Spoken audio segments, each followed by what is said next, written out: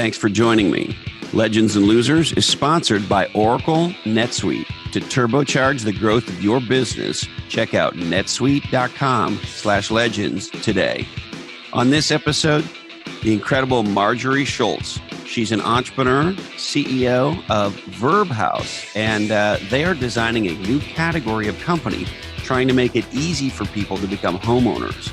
We have a great conversation about why homeownership is such an important part of life, how to come back from foreclosure, what it's like to be a modern female startup CEO, the importance of building a mission-driven team, and a whole lot more. All right. The Ramones said, hey ho, let's go. And Lou Reed said, take a walk on the wild side. My name is Christopher Lochhead. Welcome to Legends and Losers. I'm stoked you're joining me. We are one of the few business podcasts that is a free-range, real dialogue about hopefully conversations that matter, hopefully conversations that are fun, and hopefully conversations that you think are worth sharing. Now, how you doing? How you been? Hopefully you've been up to some good stuff. I got back into the Pilates studio today for the first time in several months, and I'm feeling good about that. Whenever I do Pilates, it feels like I walk out of there with new hips. They just kind of open you up, and so feeling good about getting my physicality going again. I haven't been quite as active over the last couple months as I generally like to be. Anyway, I hope you're getting active. I hope you're healthy. I'm always curious where people are when they listen to Legends and Losers. Are you driving maybe on a long drive somewhere? Maybe you're at the gym yourself? Maybe you're out for a walk, or maybe your family's around, you stuck an earbud in and just so you wouldn't have to listen to them. But whatever it is, however it is, however you're consuming Legends and Losers, thank you so much for investing part of your life with me. Now, I met Maggie. She's the CEO of Verbhouse, a fascinating company, through the CMO of Verbhouse, longtime listener, and a gal that I think has a wicked sense of humor, Michelle Waite. So I want to thank you, Michelle, for introducing me to the amazing Maggie. I love this conversation. We cover a lot of ground, and I know you're going to enjoy it too. Here she is, Marjorie Scholtz. I was really lost and searching for, what is it I can really dig into, and what is it that's going to be inspiring and purposeful and complex enough for me to want to engage in. And that was the real quest. And so you were playing around with different things at that time to sort of... Yeah, my motto is, if you don't know what you want to do, just keep walking. Yeah. You just got to keep walking. Just try some shit. Yeah. Because ultimately and hopefully you'll find something that turns you on and engages you and you can really sink your teeth into. And I can't I find this a fascinating topic because people say, well, I don't know what I want to do. Okay. So here's a job shoveling shit. I don't want to do that. Okay. Here's a job picking up garbage. I don't want to do that. Okay. So here's the thing. If you know what you don't want, you must know what you want, right? Because when we say, I don't want that, in our mind, we are comparing it to something. Right. And so the truth is, it's bullshit to say, I don't know what I want. When you know what you don't want, you must know what you want. Now, it may not be clear to you. You may need to experiment in life to try to find, I get that part. Yeah. But the part that is...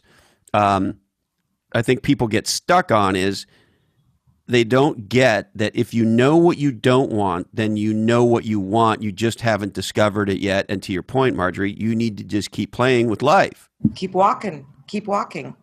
And my father actually, he said early, because I really wanted to, be this or be that, or, I could feel this draw to do some, to do something really purposeful, but I knew what I didn't want to do, just like you said, Chris. So it meant doing that stuff and moving away, pivoting, I guess is what you say, and the overused word, but basically try it and get out. And yeah. I did shovel shit. I did do that too. Well, being around horses, you must have, right? That's right. And I have, we have 5 in the garden, and we have these 3 babies that we're, caring for now, hens, right? And so I am a human being who literally picks up a ton of shit every day. Like I'm always picking up shit. Hey, it's a part you can't avoid it. Actually, Yeah, I'm a shit shoveler. yeah, Or actually, the truth is, I'm a shit scooper. right. I would be the shoveler. You're the scooper. Yeah, I think with horses you shovel, and with shovel. hens you scoop. That's right. Although with the little baby hens, they're inside the house because they need to be warm, right? The babies, Right. and so they're in the house, and we're letting them run around. They're in this box in Carrie's office, and we let them run around her office, so they shit all over the office all day. Paper towels. Yeah, those little wipey wipes, whatever those wipies are called. So it just, yeah. So that's not so much scooping. That's more like pinching, wiping. It's actually it actually depends on how. This is terrible. It depends on how they're formed. Let me just say it that way. Whether it's a pinch or a wipe. I digress. I got a visual on that one. Yeah. So, but why entrepreneurship then, Marjorie? Well, it wasn't a choice, when you have no, professional skills. I mean, I didn't mean to be an entrepreneur. It's entrepreneur. I wouldn't choose that. I wouldn't wish that on anybody. Being an entrepreneur is it's not something that you get a degree in and you go out and do. Some people think you can study entrepreneurship. Yeah, maybe you can study entrepreneurs. But I mean, look at entrepreneurship, there's some shit a lot of people, just can't handle. It's not easy. So I'm curious if it was, for you, the way it was for me, which is essentially, for some people, entrepreneurship is a way up in life. They're like a Zuckerberg type person where they're going to some ding dong school and they come up with an algorithm or whatever the fuck they come up with. And, and they go and they raise venture capital. And like, if the thing doesn't work, no one misses a meal. Right. Right. And I don't take anything away from those entrepreneurs. God bless them. And I don't care what your motivation is for being in entrepreneurship. I applaud you. But there's many entrepreneurs who are like that, where it's a way up in life. And, for me, entrepreneurship was a way out. Yeah. And was it like that for you? No, I think that, even probably, I don't know Mark Zuckerberg, but I think, for me, and I think for a lot of entrepreneurs, it's because there is some problem that you get compelled to solve, and it just becomes your thing. You can't, I had a friend of mine say to me once, she's like, God, Marjorie, you're so disciplined. You're so focused and you're so disciplined. And I was like, don't give me credit for that. I'm not disciplined at all. I said, but I'm lucky because I have a problem to solve that I'm so passionate about that it's all I can do. This isn't discipline. It's sheer just wanting to make a difference and solve this problem. And it's a really big, hairy problem. And so I think that, there's a lot of reasons I think people want to be entrepreneurs, but I think the entrepreneurs that I resonate with the most are people that have just accidentally fallen into it because they want to solve a problem. I mean, my grandfather was an entrepreneur. In fact, he said to me, he said, Marjorie, do something that no one else wants to do. That's not really how I approach life, but it was his approach to life. And he didn't like the corporate world. And he became an expert in venereal disease and was very successful. But it was, as you do. Somebody's got to get rid of that itchy and scratchy. I mean, come on. But he was passionate about the subject. He felt that this was. How do you get passionate about VD? Well, it was before penicillin. So it was a very serious problem. But the point is he always moved towards things that he felt were complex and needed to be solved, and no one else was working on them. And if you were passionate about that problem, that you could really engage and be engaged, and having an engaging life and a purposeful life is something that I just can't help but want. So I think that's what's led me to entrepreneurship. Is and the way is that need to be passionate about what I'm doing. and purposeful. And so you were attracted to the problems and therefore attracted to solving the problem and therefore attracted to entrepreneurship. Is that sort of the path, or how should I think of it? Yeah, yes, because in my case, in this recent, venture I'm in, there was no organized body to go to work for. So in that case, maybe I would have gone to work for, a group of people solving a problem that was already being worked on. In my case, the problem wasn't being worked on. So I didn't have a group. I had to create a group and energize people around solving the problem that I was interested in. So that's how, that was my approach. And what's it like for you today being a CEO? Oh, God. It's irrelevant. I mean, It's irrelevant. I mean, the title doesn't mean anything. You mean the actual job of a CEO? The whole thing, yeah. What you do, how you think about it, the people you work with, customers, raising money, building the whole thing. What's like CEO-ness like for you? CEO-ness, it's tough. It's exhilarating. It's that's a great question, Chris. How do I think about that? Yeah, like you're legit, in the parlance of our times, chief executive of a Silicon Valley startup. So what's that like? It's incredible. I mean, you get to, drive the direction of something that you feel passionate about. You get to hire people and work with people and bring people onto your team that share a common vision with you and or have, are able to do things that you can't do. I mean, this is an exciting time, right? When you're young, when you're in the very early building process, and you can really be a family, and everybody's like moving in one direction, and you've got this cool culture.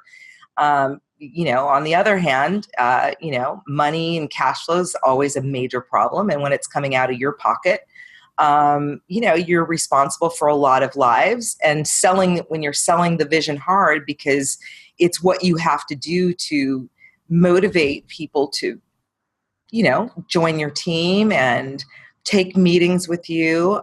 You're creating an ecosystem of people that are, buying into what you believe in. And so there's a lot of responsibility that comes with that. I don't take that lightly either. And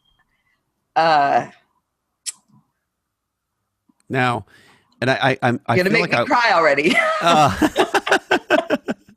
I feel like I want to call you Marge. You can call me Marge. I love Marge. Yeah, I like Marge. Well, it's something very old school. Like, I like those old school names. Marge actually fits you. I like people to call me what they want to call me because it usually fits their personality. It fits you, Chris. Yeah, see, I have a boring name, right? You can call me Christopher, or you could call me Chris, and that's sort of it. Or, my wife calls me you fucker. So I guess those are the three choices. Or sometimes she says, hey fucker, like hey fucker. But I digress. You said something there that fascinated me, Marge, which is you used the word ecosystem, and then you said ecosystem of people. So tell me a little bit, unpack ecosystem of people for me, what you mean by that. Well, you can't, you don't bring, like, the people. Let me talk specifically about my team. It's a diverse group of people that all bring different experiences and viewpoints, and we have one common, passion or belief in the problem that we're solving. But the distributed experience and the distributed viewpoints are, what I guess I call the ecosystem, and a part of that creative process of solving problems. It's really difficult I think one of the most difficult times of entrepreneurship is when you're alone in your head, right? And you have no one, you start buying into your own theories or, hypothesis, or and you start to build. It's so fun when you start to build out the team, because you get to, say it out loud and have people feedback on that and look at things from new perspectives. And of course, when you're moving fast and, doing multiple things as a team very quickly, you need more brain power. And so I think that's really a part of the ecosystem. And I'm giggling for a reason that I'll tell you later, but, and when the challenge is too, when you don't have money to pay people and you're looking for people that are either working for nothing or working for a little bit of equity, hiring is different than being able to buy someone off the street, right? Yeah. And you really only have a few things, right? You have equity, of course, in lieu of cash. So you're selling them a future that doesn't exist yet, right? Yeah. You have the mission, the dream, right? And that's what you got to sell first. And then you have your, charm and good looks. Yeah, I mean, and you can't sell the equity because you'll be giving everybody equity. You'll be giving it all away, right? You've got to, and maybe not to the right people. You've got to find those people who really are buying in to the vision, to the problem, to the mission. So how do you get people to join a company when there's very little economics you can put on the table to entice them? You might have to ask one of the team members that. I mean, you gotta, I don't know what the answer is. I guess, I would say probably in my own experience, the team that we've, developed, they believe in the problem. They believe in the problem and they believe in and I think there's, a good, we like each other too. We like each other. I mean, there's a great amount of respect, and I think, and great brain. I think that smart people have come together, and smart people like being around smart people, and the problem's big, and I don't know what to say. That's a great question. No, I think you said it. Smart people like other smart people. Yeah, and it's interesting about that. Legendary people attract other legendary people, and they're not intimidated by them, right? I was in a meeting recently with the senior executive team of a very large, very well-known, public, worth many billions of dollars company. And, and I was sort of with the broader executive team, so I don't know how many people, but, around a dozen. And I just spent the day with them. And what struck me was, wow, a lot of very fucking smart in this room. Yeah. Like, no kidding, these are the executives running a very serious company, right? And it's such a gratifying feeling, isn't it, when you're in a room of people, and a reasonably sized group of people working on something, and there's just a lot of IQ horsepower in the room. And it's not like, sometimes there's IQ horsepower in the room, but it comes with a tax. Yeah. They're assholes, or they have competitive egos. Yeah. Everybody's doing a dick measuring, all that. Yeah. But when that's not what's going on, what is going on is giant, smart, hugely accomplished people actually fucking engaging in an important topic that is incredibly strategic to the company, and they're going at it. Yeah. That's an amazing feeling, isn't it? It is rocking. It is so cool. It is when the egos, when people are really focused on the problem, right? And it's a critical time too, I think, in when you're building culture, is that, if you've got one person who's kind of not in that fit, right? Not looking forward. If you already have internal ego, issues, or people wanting to put their stamp on something for the sake of putting their stamp on something, it's pretty hard to tackle what's out there if you're dealing with that kind of internal issues. Right. And absolutely. I mean, it's been amazing, as we just kind of filled out phase one of the team, and it's like we have afterburners on. It's like, I'm like, oh my God, like, this is so, I feel like I'm at the spa, like having other people that are there. It's like, I'm not going to even think about that problem. You got it. Like, you take that one, and I think that's also something that people want to be empowered too. They want to work in environments and work with people that, let them have ownership. And I think you got to do that. In fact, that kind of management style though actually comes from, a boss I had who was amazing and was kind of pivotal in giving me confidence that I could work on something that had never been worked on before, work on a new project. Yeah. And that was when I was at Ziff Davis, a guy named Bill Losey. I don't know if you know Bill Losey. I don't know. He's kind of Silicon Valley royalty at the time, but good friends. That's weird that I don't at least know who he is. He was at Ziff. He was the president of Ziff Davis, and I think had originally come out of Symantec. Very good friends with Bill Ziff and Masayoshi Son, Boy, there was a point in time where Ziff Davis was a frickin' company, right? Like a very serious. I remember when PC Magazine was like 2 phone books, right? Like that was a fucking magazine, man. And it was like about, personal computer. Like it's hard to believe today, right? But I mean, you could throw that at somebody and severely injure them. I mean, I read it. Yeah, I read it cover to cover as a kid, because I had no education like you. And so when I first started, PC Magazine was, I subscribed to that fucking thing. And I went through that thing almost page by page. Like it was a Bible for me. Yeah. Yeah. No, I mean, those were fun times actually, where, Ziff Davis was a great entry into the whole Silicon Valley. Yeah. I bet. And talk about smart people. I mean, I think I didn't ever think I would be in sales. That was my first sales experience. And I'm so grateful for it. But, the people there I don't know if you know this. There was a time though that Ziff Davis, you had to take, to get hired there.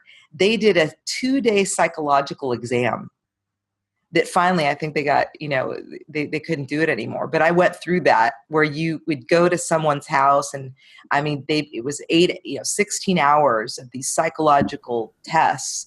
I would love to see what it actually said. I would have been great on that. They would have told me that I had to do that, and I would have told them to go fuck themselves. That would have been the end of the test. I think you probably would have been hired, Christopher. I think you could have been. No, I wouldn't have done the test though. That's what I'm saying. Exactly. I would have said no, go fuck yourself. Yeah. No, I was always that kid that it was like, yeah, you want to know what my resume is? I'm Christopher fucking Lochhead. That's my resume. Like, I was always that way, even when I had no, track record to suggest that I should be that way. It's funny. I was listening to your podcast with Magdalena Yessel, and you guys were kind of talking, about the difference of difference in men and women. And I think she was talking about the term bitch and how better to be a bitch than a victim. And you were like, I just don't get that. Like if someone called me a bitch, I'd be like, in their face, telling them off. And that is a difference. I think that women tend to back down and we don't come at it like men. I mean, you and I had a conversation about this a couple weeks ago that, when stuff goes down, it's like instead of fighting, like I think men have more, innate character to go and be offensive. Women have, kind of back off of that. And I was surprised, obviously, you and I are just getting to know each other, but in our last conversation when we were talking about this, it was so surprising to me because my experience of you is of a person who's an ass kicker and a fighter. And you were very good with me when I sort of detected that maybe you weren't fighting where I thought maybe you should be fighting, and I gave you that little nudgy nudge. We had a very powerful conversation, I thought, about it. But I was surprised, and I'm always surprised. I think I want to say particularly with women, although I'm trying to think of if there's been instances with men who come across the way you do, who ended up being maybe not as much of a fighter. Maybe it happens sometimes as well. But I guess a long way of saying I was just surprised that a woman who's as driven and as clear and so forth as you are, was sort of being overly polite and not, sometimes what there is to do is punch somebody in the face. Yeah. And I think that there's, I don't think it's being overly polite. I think it's an approach. And again, I think I watch my nieces who are, in their late teens and early 20s, and they have a different attitude. I'm 53, Chris, I'm going to be 54, I think a lot of that traditional roles where I use the word, I think what I described to you is take the high road. And you were like, what are you talking about? The high road is the truth. The high road is fuck you, and I think that it doesn't mean that you don't, you don't power through and you aren't a fighter. You just fight differently. Yeah.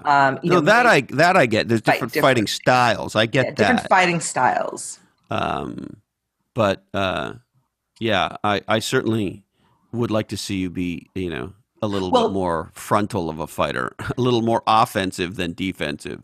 I love that you're saying that. Actually, that's cool. Okay, well, we'll see if any of it experiences come up in the future. But remember, hell hath no fury like a woman scorned. No, that I get. Stealth. Believe me. That's core. So it's a little more stealthy than this straight on, punch them in the face. Well, hey, if you want to sneak in the middle of the night and just slit their throats, then I'm good with that too. Yeah. So maybe tell me a little bit about Verbhouse. I'm very curious why you love this problem and why you love, your solution to the problem and the company. And so let's get into a little bit of that. Well, I'll go back in history because it was through my own kind of accident or tragedy or whatever, again, in the spirit of keep walking. It wasn't something that it wasn't a problem that I went out to solve. It was actually something that I went through during the mortgage crisis. So, you got kind of a sense that, I was at Ziff Davis. I went through a number of, startups during the .com boom.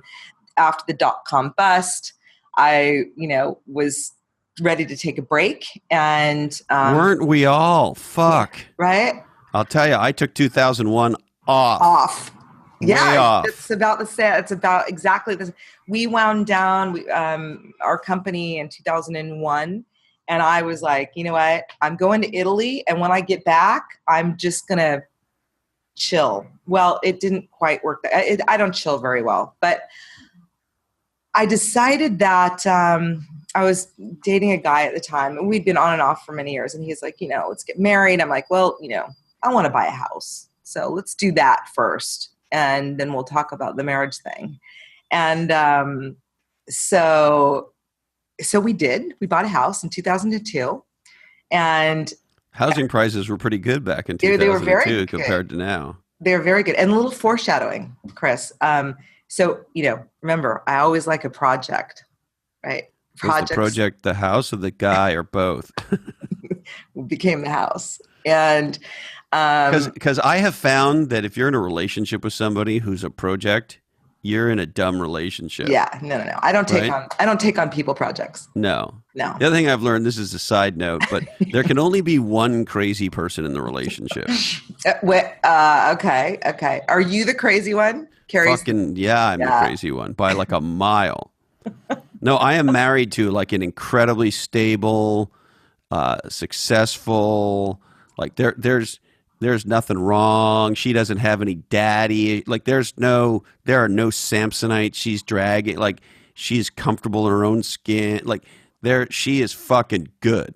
Yeah, no, you need that when you're nuts. Because if there's two sets of nuts, it's too much crazy. Yeah, you're kind of like the woman and she's kind of like the man. She's like, got it, Well, I mean, I guess I can have some feminine energy from time to time, but I have a lot of masculine energy generally. So most people don't call me the woman very often. Let me say it that way. Unless you're saying that women are more crazy than men, because if that's what's true, then I'm definitely the woman. Well, yeah, exactly. No, I can't take the drama. I need no drama. No, Drama, I'm not a drama person. Yeah, I don't think you're a drama person. No. And the longer I've lived on the planet, the less, like, we have no drama in our relationship at all. And actually, I don't have any drama in my life. There's no ongoing source of upset or stupidity, or, you get to that place in life where you realize that most of the things that cause pain and suffering are actually self-inflicted wounds. Yeah. And there are going to be a reasonable number of things that are unavoidable in your life that are going to cause legit pain and suffering that we all just have to, deal with in life. If you're going to, and so knowing that, you just hopefully get real smart about, like, I am not committing any self-inflicted wounds here. So I got no drama. I got no ongoing stupidity. I got none of that stuff. Yeah. I think it's, it goes back to my, my personal way of living, which is I'm motivated by death. I don't want to be on my deathbed and think about all the stupid things that I did, or time that I wasted, or dumb relationships that I had, or problems that I didn't solve. And it's a big motivator to stay focused and, do what's meaningful, and be with meaningful people, and do meaningful things. And just stay true to who you are, and not get into the pettiness that sometimes, life throws at you, including, our systems, which kind of goes back to my story about, why Verbhouse. But what do you mean by our systems? Well, okay. So the banking system was something that I, was really entrenched in during the mortgage crisis, and it just opened my eye. And a lot of things, a lot of the court system, because I went through a divorce, the banking system, because I was losing my house in foreclosure. And ultimately, Chris, I worked, that's what got me into this whole problem, is that for the last, more than a decade, I've been working with other people who were losing their houses. And to kind of back into that a little bit, when we bought the house in 2002, I went on a major project thing and, decided to be my own architect and contractor, and, put all the spreadsheets together, and, spent a lot of time at Home Depot. Oh, I have shop vacs and, every sawzalls and what, you name it, I became dingle dongers and flopping whoopers and all of that stuff. Absolutely. We demoed the house ourselves. We were really into it. And did you end up building something that you liked, or did you end up building some crazy ass Winchester mystery house? No. I did I was into this. I was working on was this house and the design of the house. And I loved this house. It's an amazing house, actually. And do you still live in this house? No. That never happened. So 2000, I don't know if you've been through construction before, but 2002, we bought the house, and of course then you have to go through permitting and city planning and everything. And, we got our money together and construction loans, went through all the financing, and, we were ready to go. Of course, we'd already demoed the house, gotten to, hired, the right kind of contractors, and did everything the right way, knowing nothing about construction and mid-construction, 2005, the house went from 1,200 square feet to 4,300 square feet.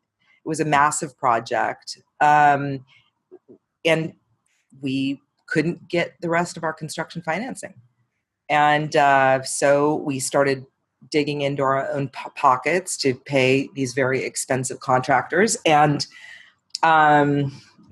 shit hit the fan. It was, so my then 18-month, and by the way, he's a wonderful guy, but he was freaked out. We were literally burning through dough, and he was like, I'm out. I can't handle it. It was really burning him. And so I said, I can save it. I'm going to fix this. There's a way out. There's a rational path to be able to solve this problem. So we had no money.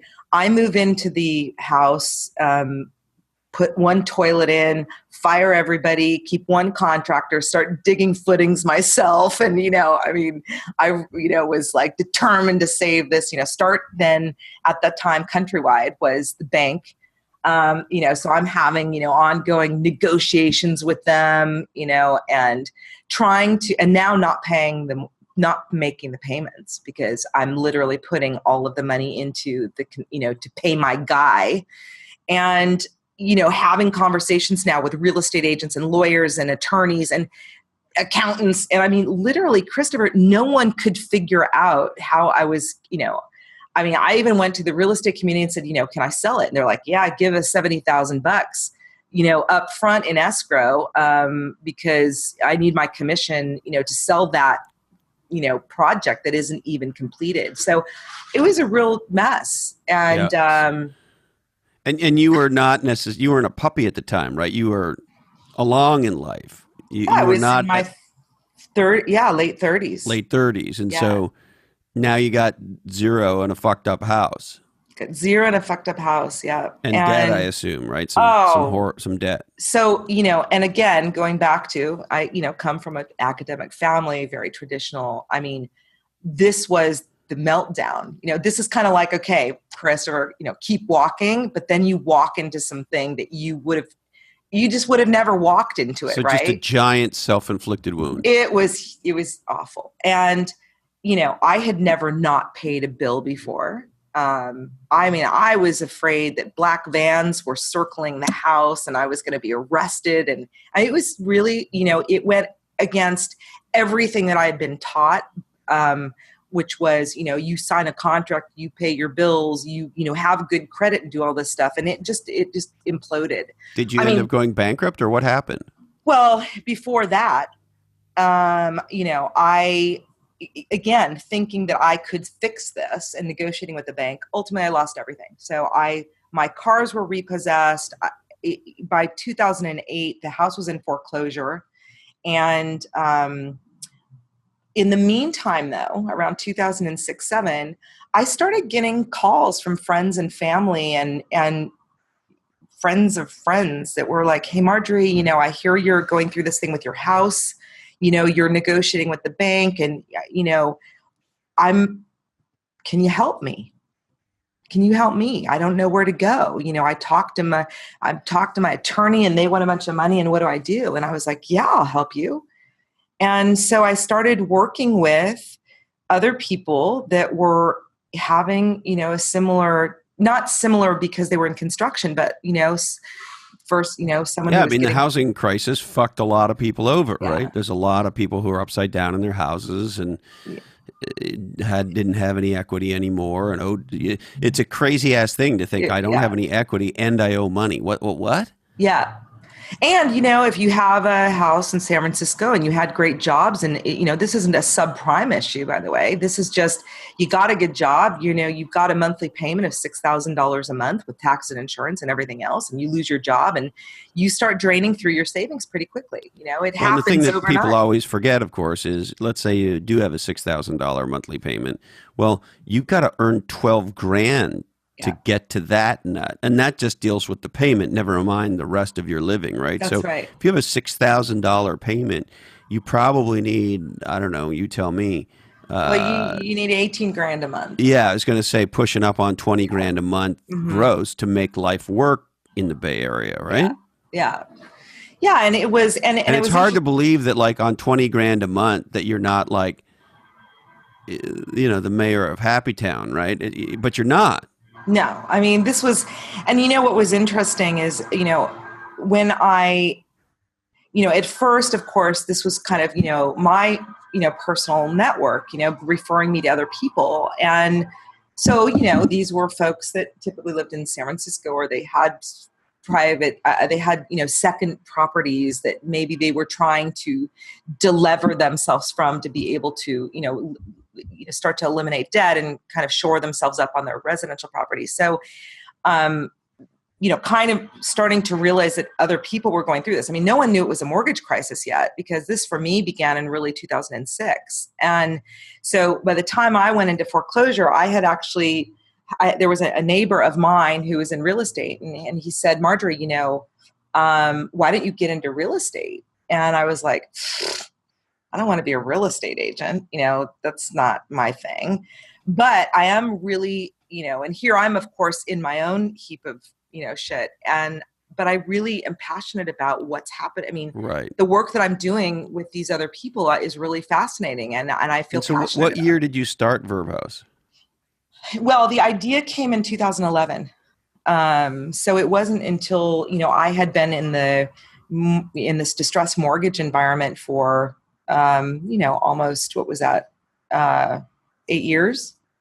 And, looking at, working with both, investors, the banks and homeowners. And, that I just, I now had worked with thousands of people and lots of real estate investors who were really hungry for single family residential properties.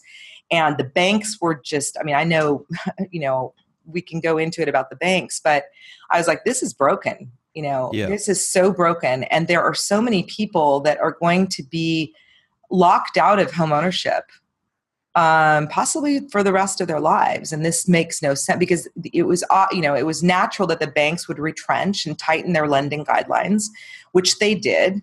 And sure enough, here we are in a market where, homeownership has never been, especially in cities like San Francisco, it's, as low, the homeownership rate is as low as it's been in 50 years. It's a disconnect that people that are making $250,000 a year, and we will talk about the low to moderate income people, but can't get a loan because it's in what's called the jumbo lending space.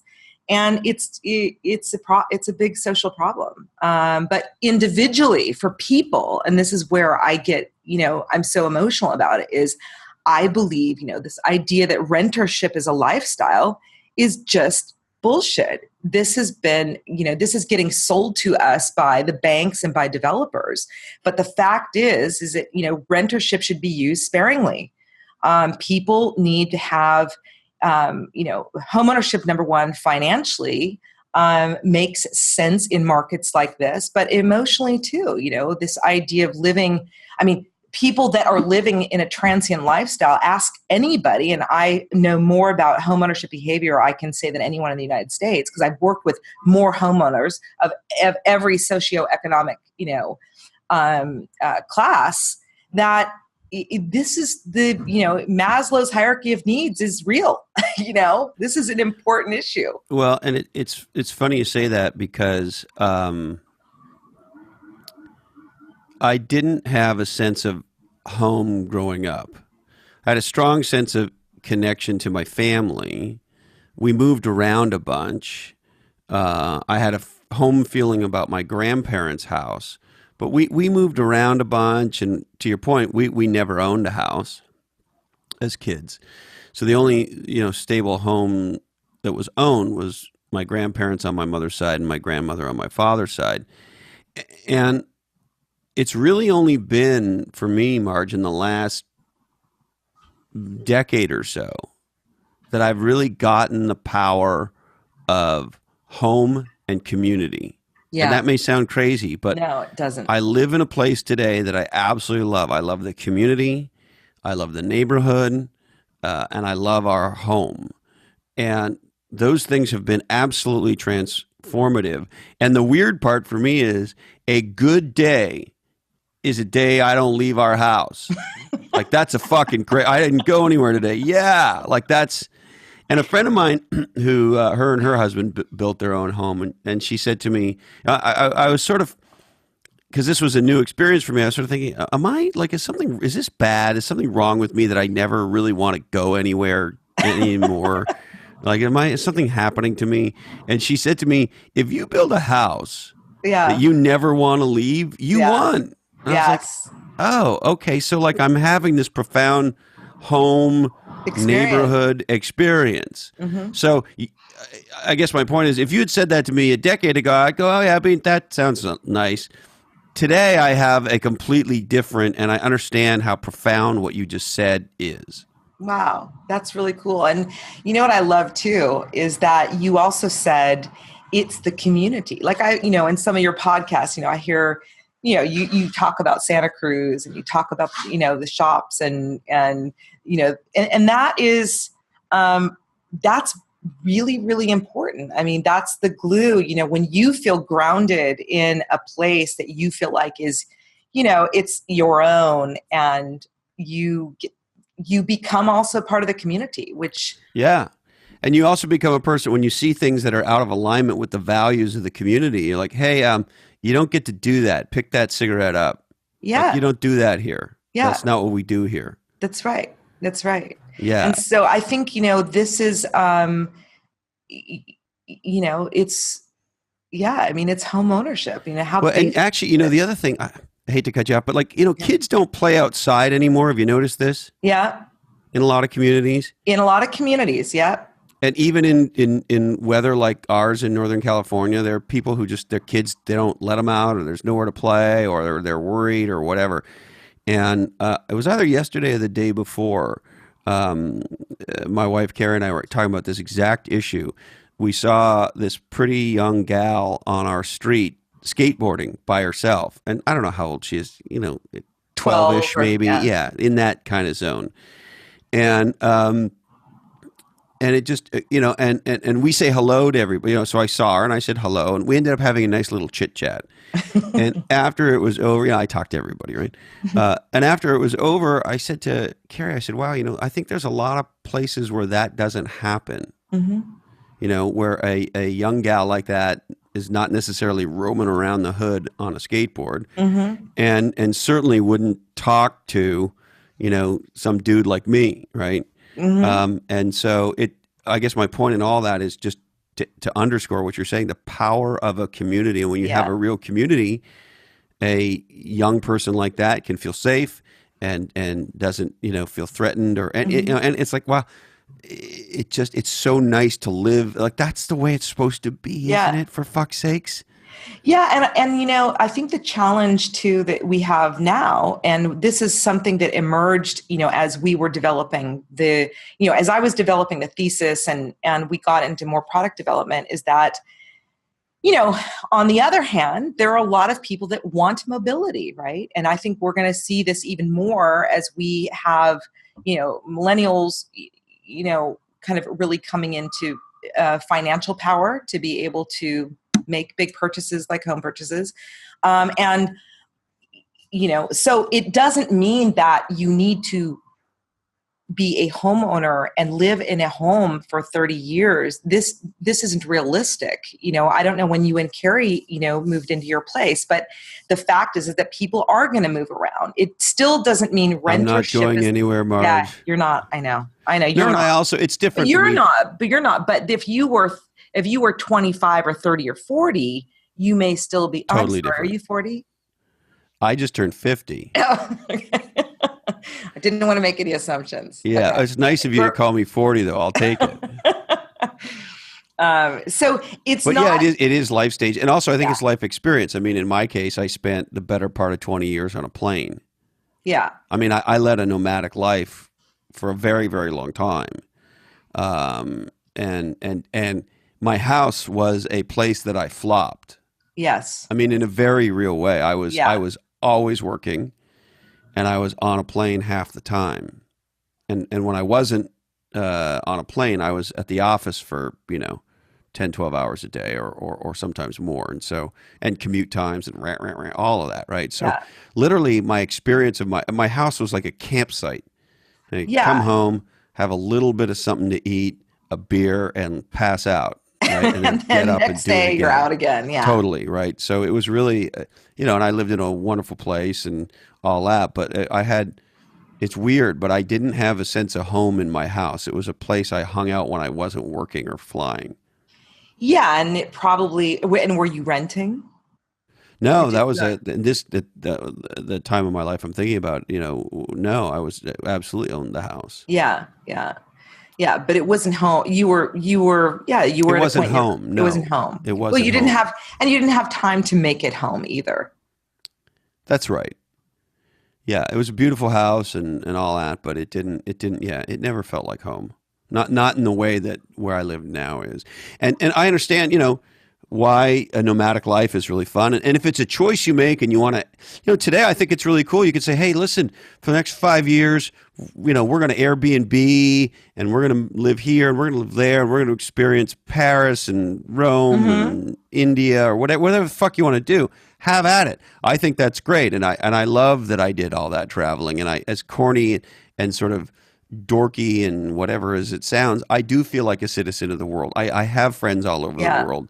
I've been, not everywhere, but fucking A, close, right? Like that Johnny Cash song, I've been everywhere. Like most of the fucking places he names in that song, I've been, right? And that's, I'm stoked about that. And now I'm enjoying the flip side of that. Yeah. Yeah. Well, and we're kind of representing, the end of you're a baby boomer.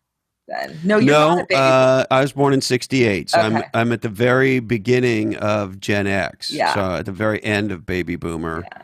I think baby boomers were 65, I think is where the cutoff is, if I remember. 64, yeah, because I'm the last of the baby boomer age. Yeah, you're not really a baby boomer, though. I mean, no, I don't feel like it. You're. This is a flip side. Do you know the comedian Eliza Schlesinger? Is that how you say her? That sounds familiar. She has a new special out. Because it's germane to this, because she's at the very front end of the Millennials, and she has a funny title for her new special about this. Wait, why do I know that? Okay, well, you'll tell me. This gal is so funny. I absolutely love her. Everything she's put out is like pee yourself funny. But her newest one is, let me just see what it was called, because it's really great. By the way, this is a total side note, but it's called Elder Millennial. So she calls herself an elder millennial. So yeah, you and I are elder Gen Xers because you're not really a baby boomer. Okay, hey, listen. If we've established that, I'm an elder Gen Xer. I'll take it. No, or you could be a baby boomer. I could be a baby Xer. No, that would make sense. No, you're a baby boomer, baby boomer. A baby boomer. Or an elder Gen Xer, whichever you prefer. I don't know. All those labels are stupid. I don't, this phrase you hear today, identify as, it's a little overdone for me, but like, I don't identify.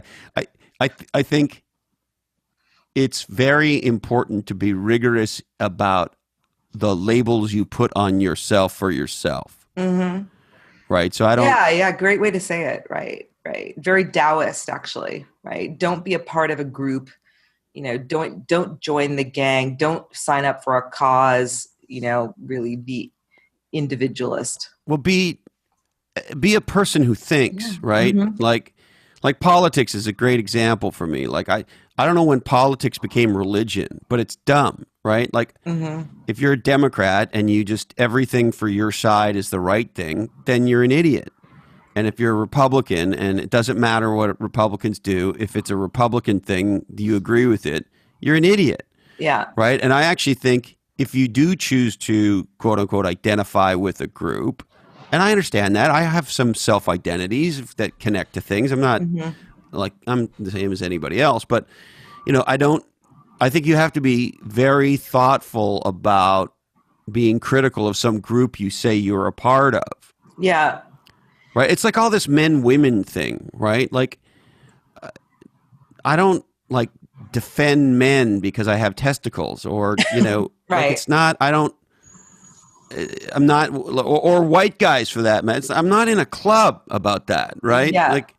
So anyway, I think it's important to just think things through and make decisions for yourself. And I agree with some things Democrats say, and I agree with some things Republicans say. And I also think it's important. This is something that drives me nuts. I know this is a zebra hole we're in, but the commentators, the political commentators, when they are not critical of the sort of side they represent, because they all represent a side, they lose all credibility for me. Mm-hmm. Right? Because sometimes the side you're against does something smart, and you have to say, hey, you know what? Like the people who hate Trump, by way of example. Well, the economy is on fire. Our economy is in good shape. And are there things wrong with our economy? Yes, there are. And is there a bifurcation between? Yes. But the bottom line is unemployment's very low. The American economy is doing great. And for those people on the Democrat side, if Hillary was president, they'd be having a parade every day. She'd be getting credit for it. So if you're going to give the president credit when the economy is good, you got to give the president you don't like the credit for the economy being good. You just have to. Yeah. And when you don't, you're an asshole. Just because it's not your guy. You know what I'm saying? Yeah, well, it's very, nationalistic thinking. And I don't mean nationalistic as in, the political or environment, but just in general is, it's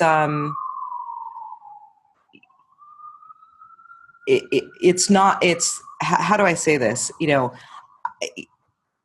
I just turn that stuff off because it just I just think it's noise. It's like, there's so much, the media, I can't, in fact, I don't listen to the news. I don't pick up the papers. It's just totally distracting. It's distracting from, I look at it, the world kind of keeps going even in, it's not the first disaster or the last disaster, but if you get sucked into the noise, you can't focus on, it's a distraction from the real work. Like there has to be real work done. Right. And, in my view, in focusing on this, homeownership challenge is, no one else is going to do it. And why is that? Because most people, think that the banks are by the way, the mortgage was only invented 100 years ago.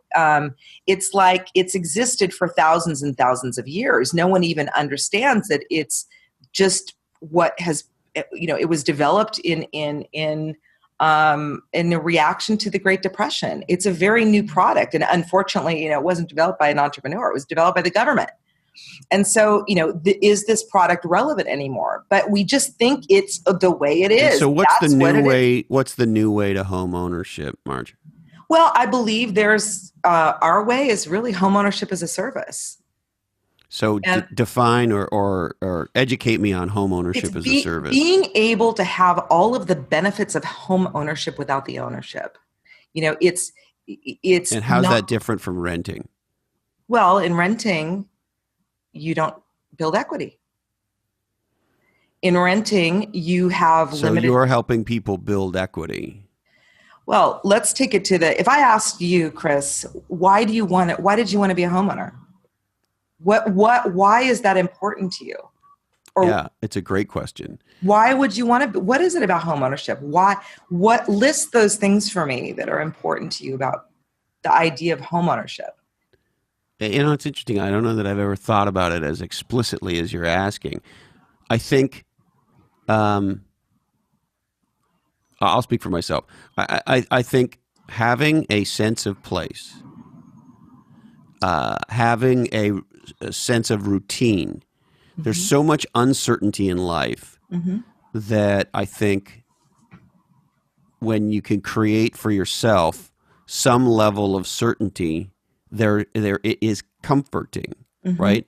It also means you can focus on other things, right? You don't have to worry about like, where am I going to live next week or next month or whatever. Like I got that handled, right? I think it's also why being in a powerful, stable relationship that works is a very important thing, right? Like it's interesting to me by way of example that the vast majority of the world chooses a monogamy paradigm for primary relationships, right? That's the choice human beings naturally gravitate towards, right? Look, you could have multiple husbands. I could have multiple. There's different paradigms, right? And in different societies, those things are not viewed as bad or wrong, or it's all subject to interpretation, right? But if you look around the world, the vast majority of people go to the same campground every night, right? There's a place they hang out where they have their shit. Yeah. and there's a person that is the primary person they center their life around. And in most parts of the world, that's a one-to-one relationship. And yes, there's edge cases but so why do human beings sort themselves out that way? I think for me, we live in an unstable, uncertain world that can be threatening and so forth. And so when we have some stability, I know this is my place. I know when I go back to this place, my shit will be there in roughly the place I left it. Yeah. I know that the person I'm building my life with and sharing my life with will be in that place. And in my case, that's a her, and her shit will be there, and we'll do shit together in the place that we have set our campground, and nobody can fuck with that place, right? Like, you're not allowed to come here and fuck with it, and if you do, I'm going to fuck you back hard, right? And so there's a safety and a comfort, and then there's a pride, right? We built our house, so and we have a garden, and we care for the house, and we care for the garden, and all those things, right? So there's a pride, there's a sense of accomplishment, there's a sense of peace, there's a sense of connection and belonging.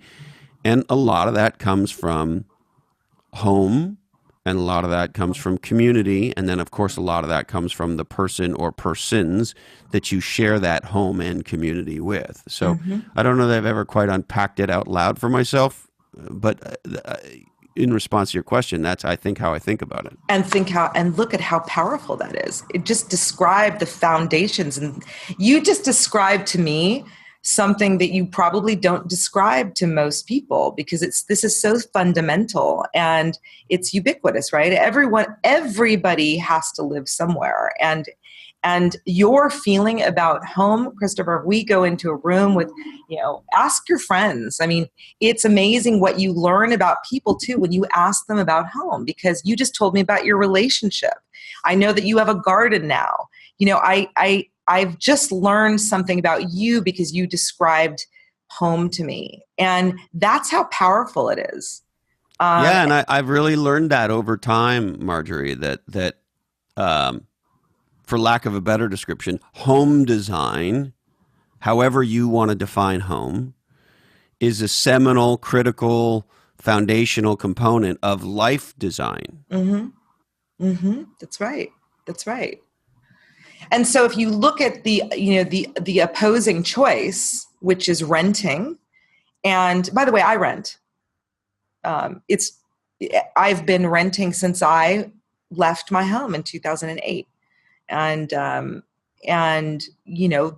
So when you look at the only other choice, right? Because you either own or you rent, then on the renting side, describe that to me just from your viewpoint. And I don't know when the last time you rented, but what is it that you like and don't like about renting? I think, and I grew up in rental properties. Like I said, we never owned a home. And I rented for quite a while. I think the plus side is, you can mix it up, you can change, you can move somewhere. You're quote unquote not tied down, right? In the way that you are when you own. So I think that's the good part. I think the bad part is, at least in America, it's different in different countries, but the property owner's ability to fuck with you is actually very high. I was surprised, having lived in Canada and moving here. When I came here, my ex-wife and I were going to rent for a while, sort of figure shit out, and then buy. We ended up buying shortly after we moved here, and the reason was, this was back in '96. At the time, things were on fire. It felt like, compared to today, of course, nothing like today, but at the time, it seemed like the real estate market was on fire. But I remember when I went to like our 10th or 12th place to go rent. We showed up there, and they were opening the place up at 10 a.m. on a Saturday to look at, and there was like 25 other people, and this fucking asshole who was renting this place handed me a form the size of a phone book, and said, here, you need to fill this fucking form out. And, oh, by the way, you need to give us a check for $25 so we can run your credit check. Yeah. And I literally looked at him, looked at all these people. I hadn't talked to my wife about this at all. She was standing right next to me. And I looked at him and I said, you know what? Go fuck yourself. We're going to buy a house. Like, fuck you. Like, it's just so there's this dehumanizing thing, particularly in markets like we live in, where, and look, I get it. It's supply and demand. It's simple economics. I'm not an idiot, but it leads to an environment where the renter can be treated like shit all the time. And then I think beyond that is, there's the downside is the lack of stability, right? Now, look, as a homeowner, you can still get fucked with, and they fuck with your property taxes and the city or, all that. So there's always the man, Marge. There's always the man.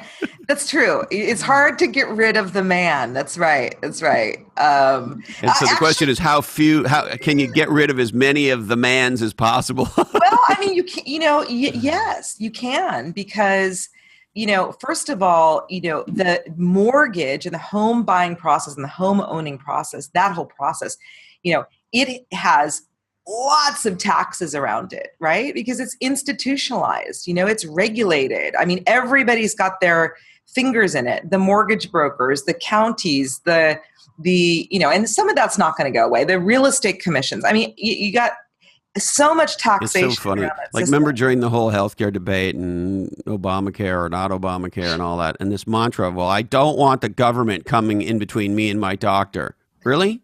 First of all, the government is already way in between me and my doctor, because when my doctor writes me a prescription, I got an asshole at a at a healthcare insurance company, right? So that's out. And then to your point on the building, hey, I don't want the government coming in between me and my contractor.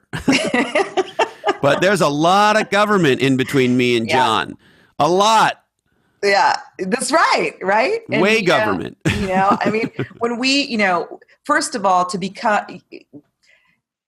let me just say about the renting, you just described that from your own experience, but that's how a lot of people describe it. I don't want someone else in my business. I don't want to feel insecure. A lot of people now, especially in, the Bay Area, they move into a rental house, and then a year later, the kids are in school, and now because prices are going up, then the owner comes in and kicks them out and sells it. I have 3 or 4 clients right now where, that has happened, currently and not too far in the past. So there's this, there's a great feeling of insecurity or not being able to feel like you can really make plans. Right.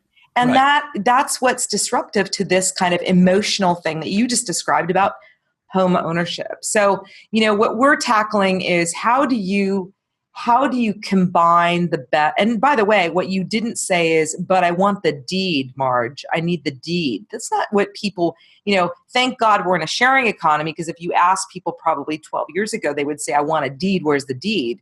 But right now, really, we're serving or working to serve a community that wants the benefits of home ownership without the actual ownership, to be able to pick the place they want to live in, have a garden, not have, big brother hanging over them or worrying when they're going to get, as you say, fucked with, being able to build equity, being a part of the community, feeling like they're able to, build community and wealth, and that, that's the goal. And, because renting and homeownership, it's a, there are, 2 ends of the spectrum. So and so you're trying to find this place in between. Yeah. Well, we are finding the place in between. And well, that's exactly what,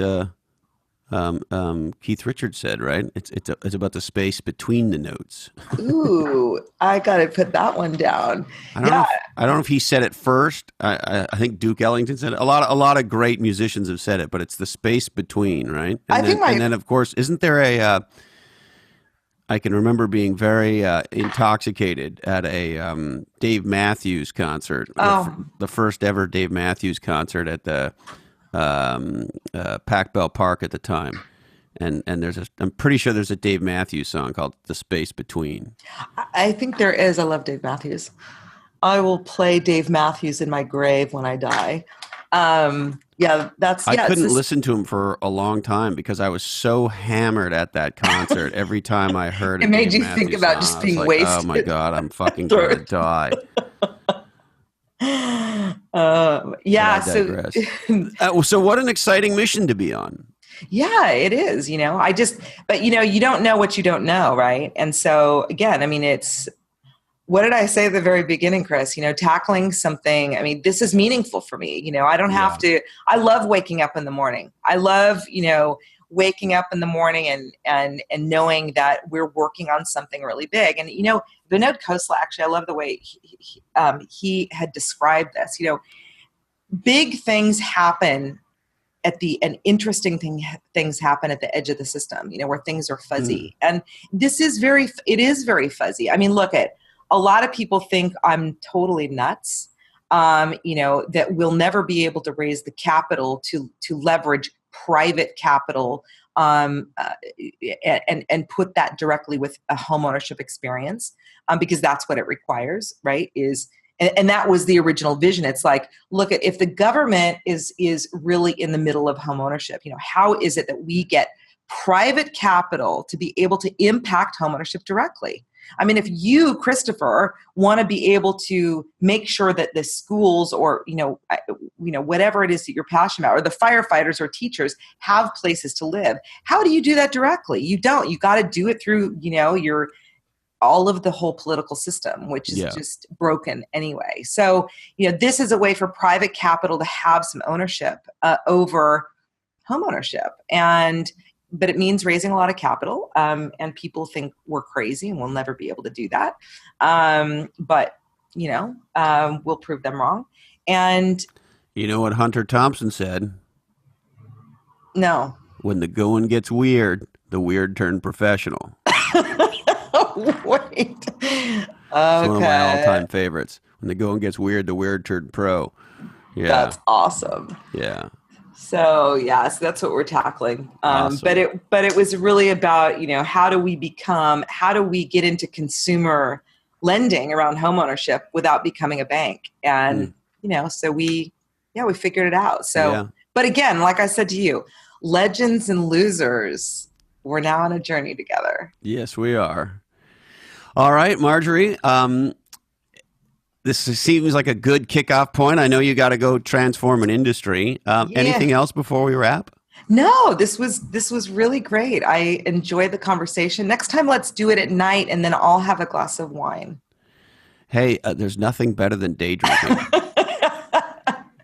Yeah, right? Being drunk at 11 a.m. is quite something.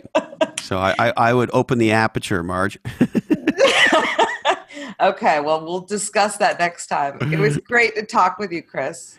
It's great. It's great hanging out with you. I love the mission, and you have an incredible story. Thank you very much. Thank you. Be legendary, my friend. Okay, talk to you soon. Bye. Bye-bye.